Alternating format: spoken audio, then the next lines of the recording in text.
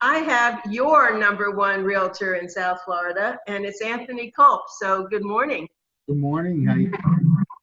I'm great, Anthony. And you really have become famous. When I say something about Anthony Kulp, oh yeah, I know who he is, because I think you add such niceties to your sales approach. And that's very important. A lot of people, when they're dealing with real estate salespeople, it's kind of ho-hum, but you come with so much experience. Why don't you tell us a little bit about your background, and then you can go on to your real estate licensing.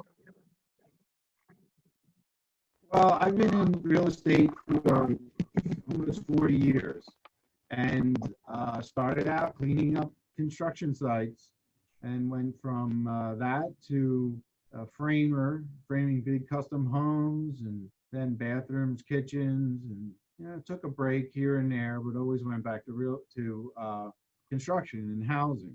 And about 21 years ago, I got my real estate license. And 5 years after that, I got a broker's license and had my own company and 30 agents. That was up in Delaware, in southern Delaware. And about 5 years ago, I moved down to Florida full time. I had a second home here, and it's been great. I have to work really hard. It's very competitive. And I'm mainly work with senior citizens. I'm a senior real estate specialist, and that's my sphere of influence. I do commercial, I do everything, but the majority of my business is condominiums and senior citizens. And when you're selling a house, it can't be real estate all the time. Because first of all, in South Florida, people move here for a lifestyle. And you find out what their lifestyle is, then you find the house or condominium that works for that lifestyle. To just take people around and show them stuff is like looking for a needle in a haystack. And everybody is looking for something different. It's funny, I have a real estate broker's license. I don't use it anymore, but I will tell you that when you first interview them, they talk about wanting something that eventually they wind up not having that. How do you do that? How do you get them from, oh, I want to be by the beach, and then they get on a golf course, and then they get somewhere else, and then to school? So tell us how that all works. Well, everybody in the beginning, I want to be by the beach. I want to live by the beach. So the beach is expensive. And, they'll say, well, I'm okay with the condominium. And you show them how small the condominiums are up at the beach. And they say, well, I can't live here. So, well, how many times a month do you go to the beach? If it's only a couple times, then you can live 10, 15 minutes from the beach in a larger, less expensive unit, whether it's a condominium or a single family home. So, you have to say, what are you going to do when you live here? You're going to go horseback riding. Let's go down to Dania, where you leave your horses. If you like going to the beach, we'll be closer to the beach. If you like golf, we'll find a golf course community. I mean, there's something for everyone here, but if somebody is not giving me the input, or I'm not asking the right questions, then I'm going to be showing things they don't like, and they'll say, my realtor's no good. He didn't show me what I was looking for.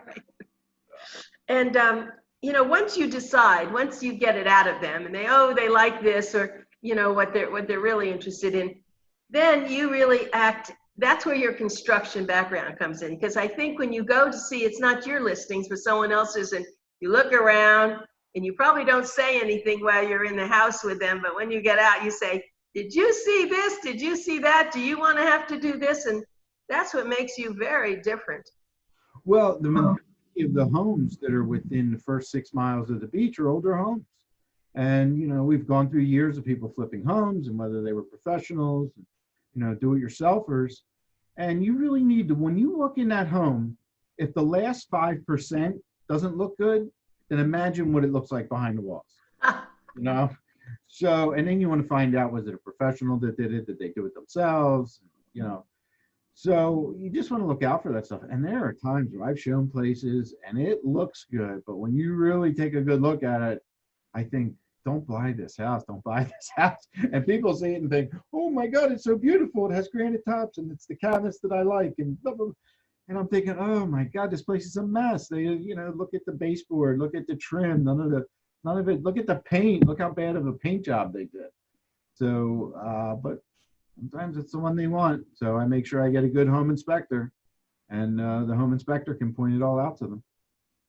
Right. Well, that's very good. And I know everyone needs to have a home inspector, and they also need to have an attorney, because even you're not an attorney, even though you're smart. And what does an attorney do for them? Well, the attorney is going to do all the background on the property. You know, have they put on additions without permits? Has there been a lot of work without permits? You know, liens, judgments? And I suggest an attorney. Most title companies are owned by attorneys, but you're not using the attorney, you're using more of a paralegal. Where when you're using an attorney, there's somebody, Ed Robbins, Fort Lauderdale, who I typically use and I recommend, and they do such an outstanding job. Is it a little bit more expensive? Yes, maybe $200 or $300, but it's almost like additional title insurance. You know, when you buy that house, it's, you know, they've done a really good job. Not only that, when you use an attorney, especially like Ed, if something comes up, they usually take care of it before you even know about it. Where a title company is going to turn around and say, well, in order for us to do it, we have to charge you a little bit more, or you have to take care of this. And it's, you know, a few extra $100 really goes a long way. At the very last moment when they're supposed to be closing, that's when things erupt. If you're not a good broker, or you're not a good attorney, and you allow that to happen, then they don't close on time, right? You think I'm the intermediary between everybody. So if something goes wrong, it has to come from my lips. So I just had a settlement not too long ago where there was a title company. I didn't hire them. It was the people they chose to use. And the day before settlement, the title company said, oh, we did a search on the property and there's an open permit. It took 3 weeks to close that permit out. Now that title company should have done that 3 weeks prior to. And they didn't do it. They did it last minute. The deal was a little bit of a shaky deal. So they didn't want to spend the money for it. And they waited till the last minute, and all of a sudden there's a permit issue. And it took us 3 additional weeks to close it. And that's well, under these circumstances, let's move to the problem with people not wanting to be together. First of all, they don't want to walk in a house with people there. And so how are you dealing with the coronavirus now in the real estate days? Well, I mean, realtors are still working. Realtors are an essential service in Broward and Dade and Palm Beach County. They're allowing us to perform. You know, when you set up, if I'm showing property, you set it up, you try to set them up as far ahead of time as possible so the sellers can say yes or no, whether they want to let you in. A lot of people have rules now, you know, you have to wear a mask, you know, don't touch anything. And if you're somebody who's selling your house, you know, I recommend you touch everything, turn all the lights on, open the closet doors, you know, have hand sanitizer out there. Tell them I want everybody to wear a mask and I want them to use hand sanitizer when they come in. If you're the realtor, you're going to, you know, say, hey, you know, if this was your house, you don't want people coming in and touching things. We're lucky that we're even able to get in. So, and if you're looking at houses, same thing. Don't touch anything. Let the realtor touch it. Let them rest because, you know, we're washing our hands. We're using hand sanitizer all day long now. Okay, and I know you're not wearing a mask now because you're in your home or in your office and you don't have to do that, nor do I. But I want to pursue this. So if someone has to close and they're up north, you know, there are a lot of closings that don't have to be right there. People don't have to come to the office, right? Why don't you explain how that works? A lot of realtors' offices and title companies won't let you in. So pretty much everything is done online now. We have e-sign, DocuSign. There's a lot of different programs they have where you can sign it. Now, there are things where we call it, it has to be signed wet, which means you have to sign it with a pen. And we do FedEx. Gets FedExed up, they sign it, they put it in the package, put it back out, and it's FedEx right back down. And again, if you're using the right title company and the right attorney, they're going to do all that way ahead of time. And it's typically the mortgage companies that want the wet documents where you're actually signing it. I'm a notary. It was the best money and time I've ever spent because I'm constantly notarizing applications to condominiums, or I had a settlement in my office that I performed. It was one of the first settlements I did. Luckily, there was no mortgage, so it's a lot less paperwork. But I was able to do that because I'm also a notary. You brought up a good subject, mortgages. Now, are they easy to get nowadays, or why don't you advise our viewers about mortgages? Okay, so the best, you're going out looking to buy a property, the first person you have to talk to is a loan officer, because that loan officer can tell you what your buying power is. So if you're looking for a $400,000 home, you want to make sure that that you're qualified for 400,000. And I would recommend to anybody that if you're qualified to buy a $400,000 home, then look for a $350,000 home. Everybody wants to spend more than what they can really afford, and they get upset by it. So, and also you want that buffer. You want that you may move into a home and it needs work, and that's going to be all out of pocket. Condominiums, a lot of condominiums require 25% down, or at least 20% down. So, you're going to need those extra funds to do that. But you have to go and talk to a loan officer first. First thing I'm going to ask you is, have you talked to a loan officer? How much can you afford? How's your debt ratio, stuff like that. And if they don't know. That's very good advice. And of course, there are cash buyers, and I'm sure they get better deals.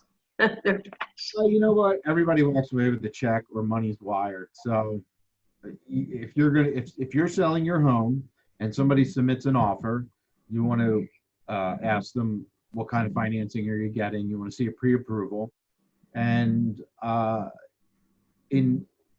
typically a commitment letter, which means the bank is committed to giving the buyer the loan, is 30 days. And I just had a deal where I said, okay, we're going to do this.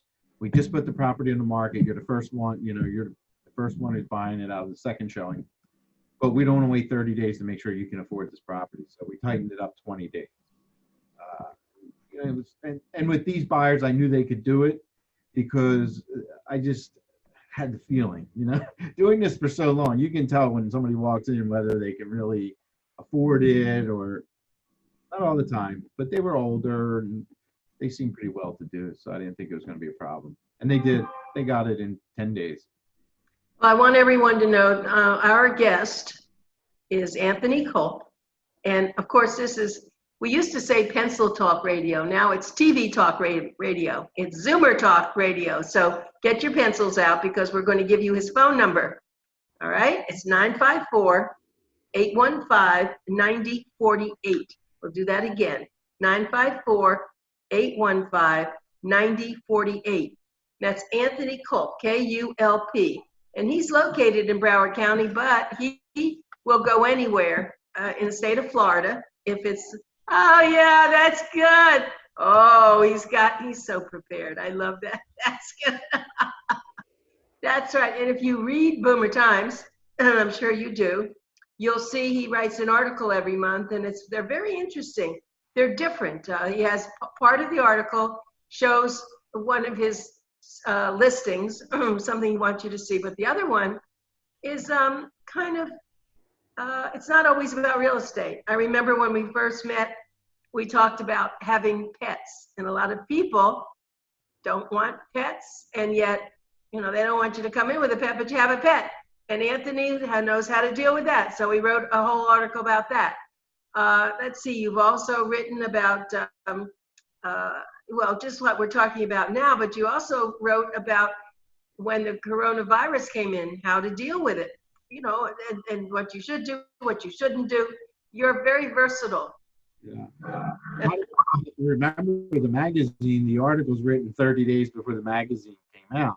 So a lot of the stuff we had in the magazine was current. And some of the things people said, oh, of course, I've been talking about that for, a week on the radio or on television. Right. We had to brainstorm this a month before this ad came out. And yeah, but you're pretty swift. You can think about a lot of things about what's really good. And the other thing to talk about, I think, is when people are trying to sell their home and then they want to buy another home. And that's a little tricky. How do you work that out? Well, I mostly deal with senior citizens, and they're lucky they have the assets to be able to purchase the second home before they're settled. So they're not in that bind. And the older you get, the harder it is to move. You have either more stuff, or it's just, it's physically difficult to pack and move. But for younger people, though, it has to be very carefully planned. And, you have to plan both settlements on the same day and see if you can get people in to pre-sign. And, you know, and God forbid if something should happen and the purchase gets delayed, you know, they're looking for hotel rooms to stay in. And so in a situation like that, like I had in the article last month, you know, pack an overnight bag for 2 or 3 days, you know, just in case. Plan, if you have small children, have somewhere for them to go while you're moving, somewhere comfortable for them. Same with pets. You know, you don't want to be worrying about walking the dog halfway through packing, or the dog's in a hot car or something like that. So find a place that's comfortable for them to hang out while you're moving. And, you know, pack that overnight bag or something for a couple of days, just in case one of the settlements gets delayed. Because if the sale of your property gets delayed, so does your purchase. And You're right. And I always thought, isn't it okay to delay the closing? Just, you know, that, why do you have to set it the same day as you're moving? Can't you give it a week or so with room? you have the ability, but you have to live for somewhere for a week. And that can be very expensive for, you know, a lot of people. But can't you do that with the home you're selling? Just delay the closing a week? If I was representing the seller and they were, if I was representing the buyer and they were buying a home and the seller wanted to stay in the home after settlement, I would discourage it. Why? What anything could happen after the settlement, you know?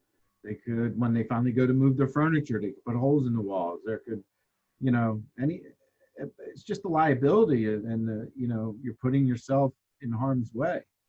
But you know, if all the agents are doing their jobs, the title company's doing their job, everything can be scheduled, and it'll work out. Just everybody has to do their job a little earlier, so if there is a problem, it's taken care of, you know, before the settlement, and it's aware. You know, we have that buffer to be able to do it. Do you ever handle houses that are you rent and then with an option to buy? I do. I used to do it a lot after 2008. About 2008 through 2015, I probably do 2 or 3 a year. Rent to own is not great for the seller. It puts all the ball is in the buyer's court. So you could tie your home up for 2 years, and at the end, the buyer could say, "I found a better house. I'm going to go buy this other house instead." The best way to do it for the seller is to do a lease purchase, and you write up. It's kind of a sale with a delayed settlement. So you write up the sales contract, and you say, "Okay, you have to settle within 24 months. In the meantime, you're going to pay me your rent. In addition to the rent, you're going to give me additional money. Plus, when you write the contract, you're going to put down a deposit. So you're going to pay me the rent, you're going to pay additional money, and you're going to maintain the home. If you walk away, I get to keep all of it." So that, you know they're going to be there after 2 years. So that's called lease option. Yeah, with a lease with an option to buy, or it's a purchase with delayed settlement, and you know, you're leasing the property from the seller. Yeah. And yeah, you have to. State of Florida, have an attorney write that agreement. I was just going to say that. That's when you really do need to have that done. And you, as the broker, though, you're smart enough to say, "Well, I don't think about this. You ought to think about this other," right? Anthony Kulp is my viewer, my guest. We're all viewing him. Anthony Kulp. He is the Zoomer Times TV star right now, and his phone number is 954-815-9048. You can call him, even if you just want to talk about some ideas that you have. You may not be ready, but you can talk to him because he knows a lot of things, and you know, it's funny. Sometimes you're looking for a particular property and there aren't any like that around. But if you let Anthony know, "Well, I want this, I want that, I have my mother-in-law's coming, I need a house that has a separate, you know, place, maybe not the garage, but a granny flat or something," he'll put it down in his mind somewhere, and when it comes up, he'll call you. Have you ever had that happen? Absolutely. A lot of people I work with for months before we even go out and look at property, because I have a program that will automatically send you what you're looking for, and it gives you an idea of what's happening in the market, so you can see what price something is coming on the market for, and you can see what it sold for. And it also, one of the most disturbing things for people is to have an expectation and then learn that your expectation was way off. And the best way to really get your expectations in check is to see what's going on in the market. A lot of people will come down from up north and not have already spoken to a realtor who was sending them stuff or in this program. And they're going to come down and think, oh, well, I can buy a place right on the beach for $250,000 and it's going to be 3 bedrooms, 2 You're bathrooms, right. underground cooking and all this stuff. And they get down and they see you can't buy an efficiency for 200. So, and also like we spoke about earlier, you know, someone, one of the questions I ask people is, do you entertain? Do you like to have people over for dinner? Do you do Thanksgiving? Do the kids or grandkids come down for Christmas? And if that's the case, then you may need a bigger place. And some people who might not have the funds for that, I say, well, how much do they come down? Do they come down once or twice a year?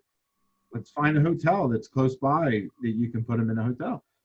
A lot of guests would rather prefer that, to stay somewhere where they can get up when they get up, you know, on their own time and being to walk around freely, and maybe like some of the amenities that a hotel has that your condominium or your home doesn't. And that would be a lot less than trying to carry a 3-bedroom, 2.5 bath condo that you're paying additional taxes, you're paying additional condo fees, additional maintenance and cleaning, and, you know, all the other stuff that goes with it. Right, for that 1 bedroom that's not used very much, right? Yeah, or you might find, Anthony, someone come in and you don't want them there and you have this extra room. I built my first house. I lived at the beach in Delaware. My family lived in Pennsylvania, 2 hours away. We built this huge house, 2nd floor, had 2 master suites and a upstairs living room and then a hobby room, and downstairs had a master, another bedroom with the bathroom right outside the door and a half. It's this monstrous house. And we figure when our family comes, they're going to be comfortable and everything is great. We had about 5 visitors in the 5 years we owned the house. Oh my. Cooling this big house. And, you know, and I said to my family, why don't you come down? They said, oh, well, every time we come down, you're working. We don't want to bother you. And they just Right, so you sold it. That's right. After that, you realized that was a lot of money. There's something else that goes on. It's called staging. And staging is pretty important because everyone loves their home. They think it's perfect, right? And then you know that when people walk in, that's not what they're going to see. So how do you handle? First, tell everybody what staging is. Well, staging is usually done for a home that's vacant. And sometimes rooms are an awkward size, or you know, a lot of people just don't have the imagination of where their furniture is going to go inside the room. So you hire a company that brings furniture in, put some artwork on the wall, and it's minimal. And they will stage a room so you can get an idea where the couch goes, where a chair goes. And you know, the hardest part is when somebody's living there and they're asking them to take down all their personal photos, thin out their closets, you know. And we usually say you're going to be packing anyway, so what's the difference if you just pack up a few things so that people are looking at the space and not looking at your family photos. Yep, you're absolutely right. Well, Anthony, it's really wonderful to have you on our show like this. You know, you've been on for quite a few years now, and I always had you at the radio station, and I got to see you, but nobody else did until it went on YouTube or Facebook, and it just wasn't the same. Now it's live in color, right? Yeah. This is great. You look terrific, and you have a suit on, I suppose, but some people, you know, have a jacket on the top, and then they have their underwear in the bottom, so we don't want you to stand up. I had shorts on. I was right. at the beach this morning, so I was Oh, wearing. you did. Yeah, well, you're good. Okay, well, yeah. Truth in advertising. You always look good. That's true. Well, thank you so much, Anthony, for being with us. And I want everyone to know again, it's 954-815-9048. And you really can go to their website, Anthony. Well, this is his, not his website. It's his email, Anthony@realestatesofl.com. But if you're interested, actually property management, we can talk about that. Maybe another time we'll talk about that. So when you're not here, you can hire Anthony and his staff to watch over all your stuff. Yeah, even if you have questions. The radio show, and you know, this, I get a lot of people who call just with questions. You know, what can I do? Can I do this? Can I do that? And I get a lot of sad stories too. And it's well, you're just you're an upbeat person, and thank you for being with us, and enjoy your month until I talk to you again. I'll see you. Thank you very All right. much. Bye, Anthony. Bye-bye.